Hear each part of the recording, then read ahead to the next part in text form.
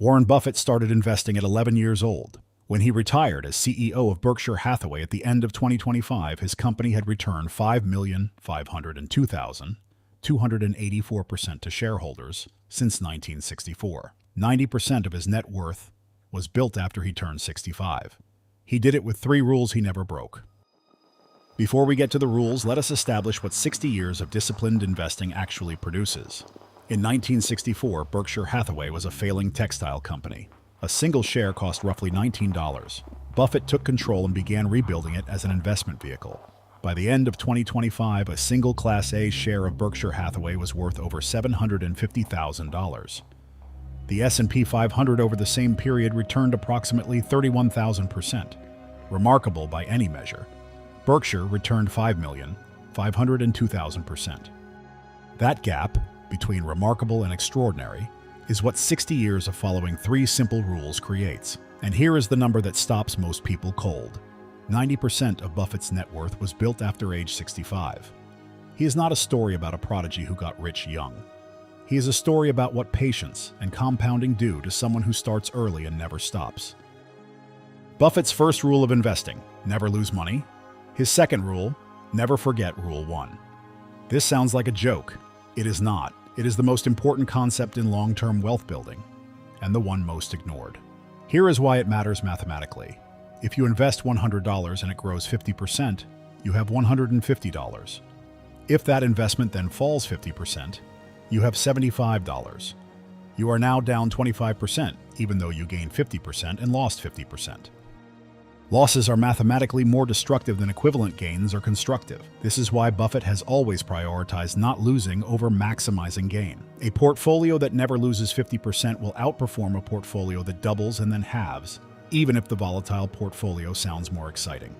In practice, never lose money does not mean never take risk. It means understand what you own, understand the downside, and never overpay for an asset such that a bad outcome becomes catastrophic. Buffett learned this from Benjamin Graham, his mentor at Columbia Business School. Graham called it margin of safety, buying an asset for less than it is worth, so that even if you are wrong about the business, you are protected by the price you paid. Buffett has applied this principle to every investment for 60 years.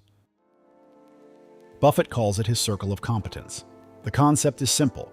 There are things you understand deeply and things you do not. Only invest in the first category.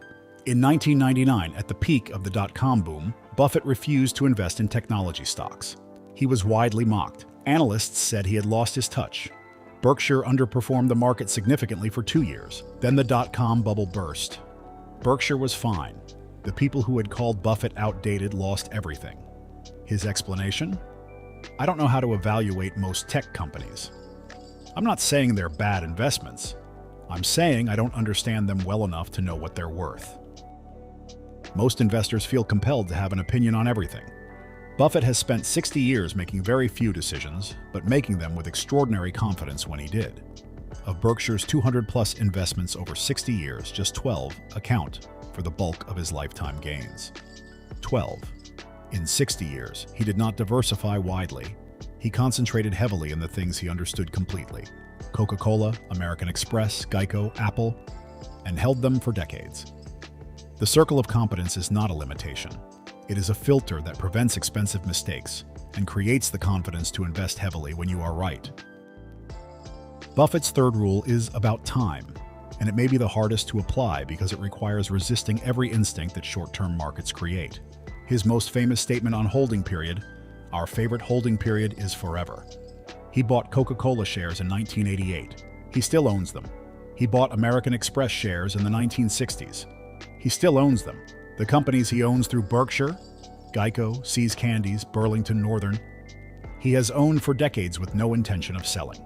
Why does the holding period matter so much? Because compounding requires time to work. A business that grows 15% per year doubles in 5 years, quadruples in 10, and is worth 64 times as much in 30 years. But most investors do not hold for 30 years. They sell when the stock drops. They sell when they read a concerning news story. They sell when they think they found something better. Every time you sell and rebuy, you pay transaction costs, taxes, and the opportunity cost of being wrong about the timing. Buffett's estimate: 90% of his net worth was built after age 65. The math of that statement means the compounding of the first 55 years of investing set up the explosion of the last 25. Most people do not get the explosion because they do not stay invested long enough to see it. The 3 rules sound simple. They are not easy. Here is what applying them actually looks like in practice. He reads constantly. Buffett has said he spends 5 to 6 hours a day reading. Annual reports, newspapers, industry publications, books, not screens, not news alerts. Long-form reading that builds the deep understanding his investing requires. His business partner Charlie Munger described Buffett as a learning machine. He waits for the right pitch. Buffett uses a baseball analogy. In investing, unlike baseball, you do not have to swing. You can wait for the perfect pitch, the business you understand deeply, at a price that offers significant margin of safety, and only then swing hard. Most investors feel compelled to always be doing something. Buffett has spent enormous portions of his career doing nothing, sitting on cash, reading, waiting. The patience to wait is itself a skill that most people never develop. He is willing to be wrong in public. When Buffett declined to invest in .com stocks in 1999, he was publicly criticized. When he sold most of Berkshire's Apple position in 2024 at a price that now looks premature, he was questioned. He has never changed course because of public opinion. Buffett has said, "I will tell you what I cannot tell you is when markets will correct. But I will tell you, it will be more profitable to own equities over time than not." His 2025 retirement letter, after 60 years, read simply, "I am the luckiest person alive. I was born in the right country at the right time, had the right parents, the right wife, the right friends, and the right business partners." Most people hear about Warren Buffett and think, that is not applicable to me. I do not have decades. I do not have billions to start with. Both objections are worth addressing directly. Lesson 1. The math of compounding is accessible at any starting amount. Buffett started investing at 11 with a few $100s.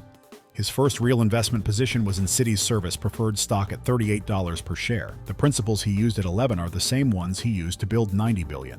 The difference between starting at 11 versus 40 is enormous.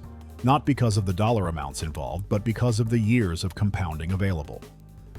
The most actionable lesson from Buffett is not his stock picks. It is, start earlier than you think you need to. Lesson 2, not losing is a strategy, not a cop-out. The financial media rewards bold calls, dramatic predictions, and concentrated bets. Buffett's career is a 60-year argument that not losing in the right businesses at the right prices produces better outcomes than trying to maximize every single investment. In your own financial life, the cost of catastrophic losses is not just the dollars lost. It is the compounding years those dollars would have generated. Protecting principal is an active strategy, not a passive one. Lesson 3. Your circle of competence is a competitive advantage. You know things deeply that most investors do not. Your industry, your local market, the companies you interact with every day. The products you know are excellent before Wall Street discovers them. Buffett did not invest in everything. He invested in the things he understood better than almost anyone. Identifying your own circle and having the discipline to stay inside it is one of the most underrated investing advantages available to individual investors. Lesson 4. Time is the most democratic advantage in investing. Warren Buffett has advantages most people do not. Genius, education, mentorship from the best, capital, relationships. But time is the one advantage that is available to almost everyone, and the one that most people give away voluntarily by starting late, stopping early, or selling when they should hold. 90% of Buffett's net worth was built after 65. The implication is not that you should wait until 65. It is that whatever you start today will matter more in 30 years than it does now, and that starting is worth more than waiting for the perfect moment. Warren Buffett stepped down as CEO of Berkshire Hathaway at the end of 2025. He was 94 years old. He had been running the company for 60 years. At his final annual shareholder meeting in Omaha, he was asked what he was most proud of. He did not say the returns. He said the people, the employees, the managers, the partners who had built Berkshire alongside him. The 3 rules, never lose money, invest only in what you understand, think in decades, are not complicated. They have never been complicated. The difficulty is not understanding them. The difficulty is applying them when every market signal, every headline, and every instinct tells you to do something else. Subscribe to Founders and Fortunes. Every week, we break down the financial stories and decisions behind the world's most remarkable companies and investors. Next week, how Netflix went from a DVD-by-mail company to the world's most powerful entertainment platform, and the decision that almost destroyed it along the way. I'll see you there.